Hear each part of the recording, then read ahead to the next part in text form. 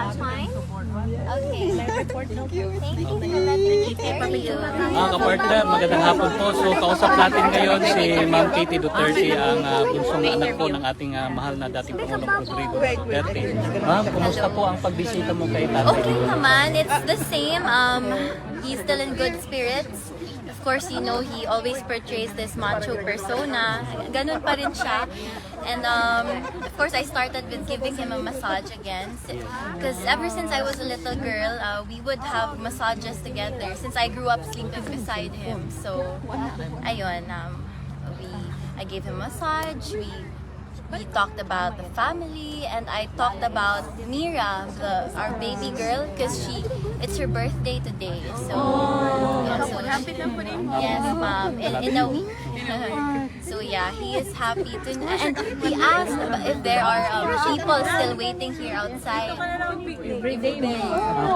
ni Pastor Apollo Kibuloy kung kumusta si Tatay Digong at sabi ni Pastor kung pwede ka daw magbigay ng update para sa So President Duterte is good. He is starting to eat the food that they are giving him there, and ayun, he is ganun pa rin yung macho persona niya, hindi nawawala yun. And he still makes jokes, he still he asks about the family, he asks about the supporters, and he asked if there are people here outside today, and I told him there are people waiting for you outside every single day. So not just here, but in our house in Davao, I told him of the situation that people were setting up tents, were watching over the house. So he is very happy and grateful to hear that. He told me to extend his gratitude to every single one of you, especially the ones here outside today. So, Diri ka mag-birthday, ma'am? yes, dili ko mag-birthday. So Thank you, ma'am. Happy birthday. When is your birthday? my birthday is on the 10th, ma'am. So I am turning 21. Sabi ng Napagingon si Pastor. Yes. Kumusta daw kayo si Pastor? I'm doing great. I'm doing fine. Syempre, with the hectic schedule, there are some sleepless nights. But other than that, I'm fine. I was able to help organize my sister's birthday in Davao kahit through messaging people lang. So she's back there. She's happy. And I'm happy to know that she had an eventful birthday. Naka-message, ma'am, sa KOGC, kay Pastor o sa mga supporters. Yes, of course to Pastor Giboloy. Maraming salamat for always being here for us, and to his supporters, the KOJC Community Right. Maraming salamat sa inyo. Ano ko one question lang. Nakamoy na sana kung na ba siya kauban sa sulod o wala? Wala siyang 24/7 assistance, but he does have people who help him with, for example, with the food inside. No, aside sa ma-assistant something, same niya dili. Wala siya kauban siya lang. Wala. He is by himself. Thank you. Thank you.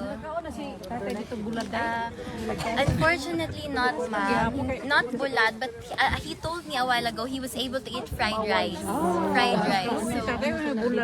So it's fine because he likes fried rice. Nag-homeschool, online school ka karon Kate. Yes. Yeah, online sa Ma'am, naay magpa shout out. Yes, sir. Sige, sa mga Walang DD problema. supporters sa Madrid, sa Belgium, o sa UK karong unahon na tong UK, okay lang? Okay, sige. Ang UK mag-meeting di advance sila karon sa peace rally with PDP Laban. UK, this is in UK. Message na to sa sa mga peace rally sa UK.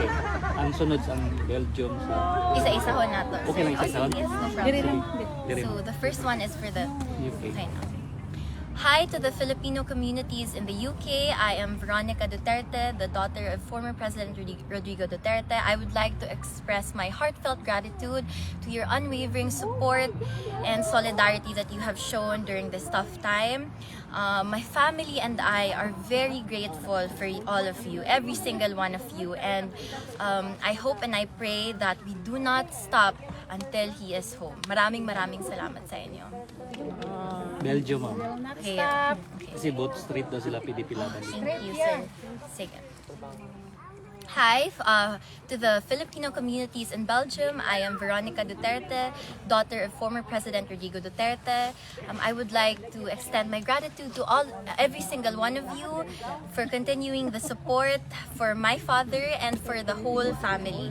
Thank you from my family and I. Maraming salamat sa inyo. Thank you, ma'am.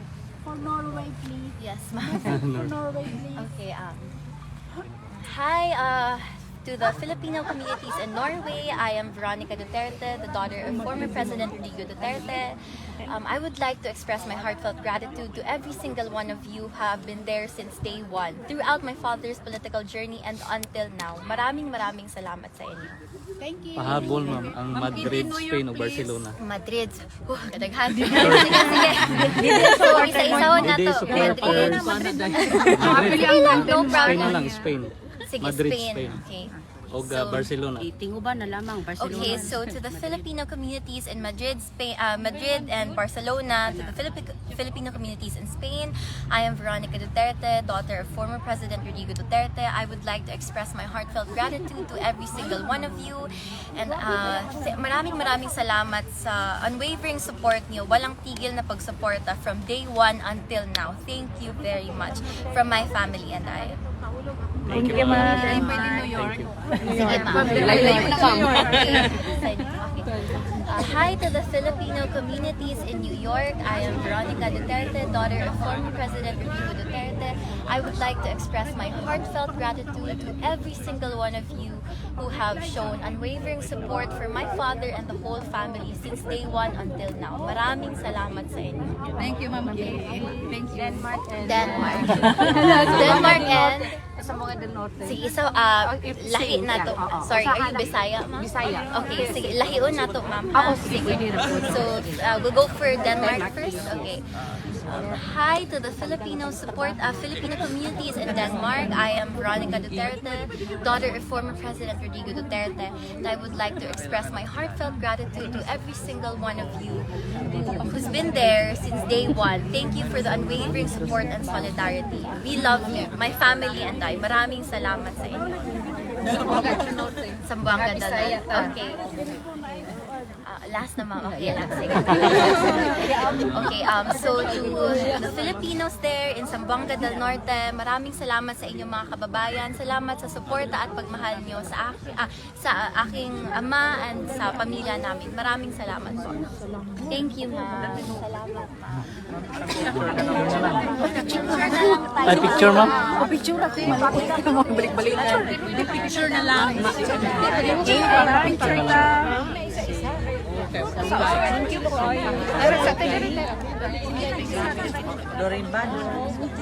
Ma'am, pa-picture ko mo. Okay. Wala na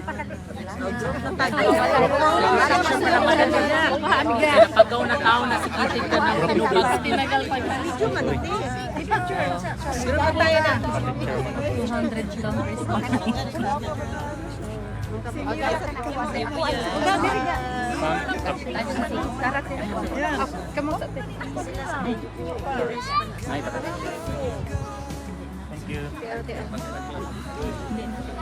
Thank you so much. Wala tayo na. Wala ka? Picture. Picture na lang. Picture mo na siya. Picture na lang. Grupo na lang. Picture na tapunan. Sige. Thank you, ma'am. Grupo na po.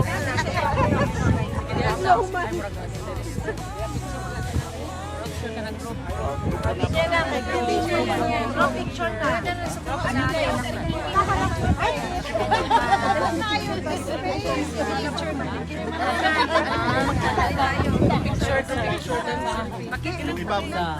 Pwede yung ibababa.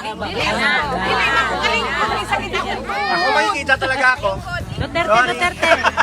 Yung face na to, Ganon. Ayan, sumbag na. Kasi para mamahawa sila tanan. Again. Sumbago na to sila tanan. Hawa na. 1, 2, 3. Sumbag sa bangag. Yes. Ito sa padulan na to. 1, 2, 3. Kasi imuha na ni Kusina.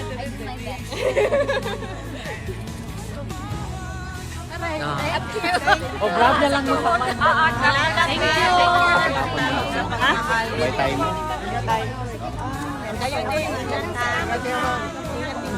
Continue ang prayers natin. Oh, naara sa page.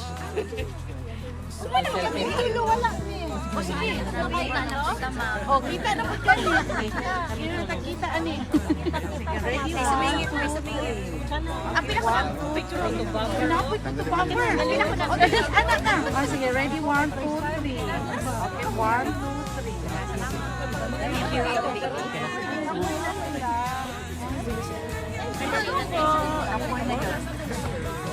Dili kinami, right? Oo, nagulat. Mao ka nagulat. Stay strong. Stay strong pa rin tayong lahat.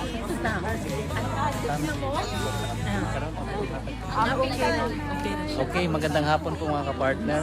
Nandito po ngayon si Ma'am Hanilet, kalalabas lang nila sa ICC Detention Center. So, in behalf kay Pastor Apollo Pibuloy, update lang tayo, no?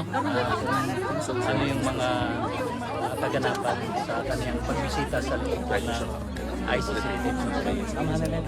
Hi Pastor, mayong hapon diha sa kanimo, hapon diri karon. Okay ra man siya. Nakakuha na big migkok para niya and he's very hopeful and he's reading the Bible that I bought for him. The green ang color nato. So he's in high spirits. So we just want you all guys to continue praying for him. Daghang salamat. Salamat kay Sabrix. Ingat.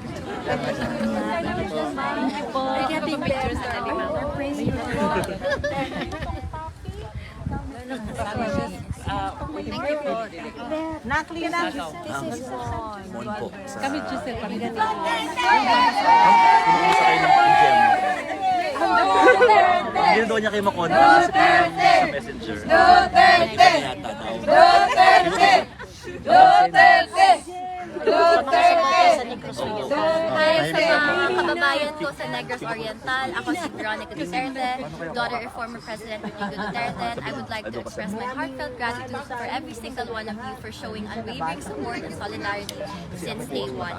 Thank you from my family and I. Maraming salamat sa inyo. Duterte! Duterte! I love you!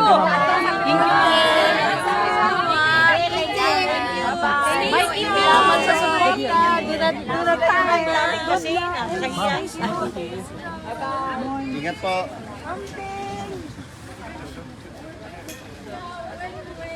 Picture kitty ba?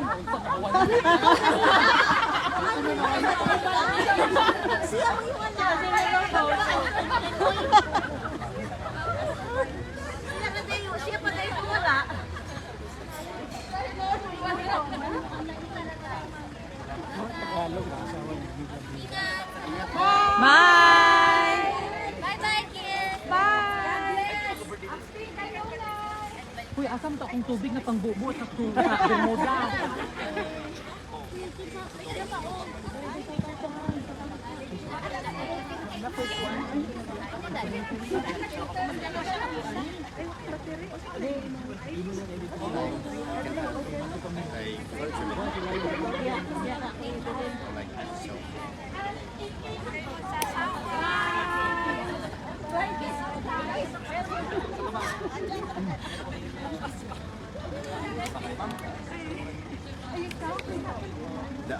Sana ako para sa kanya.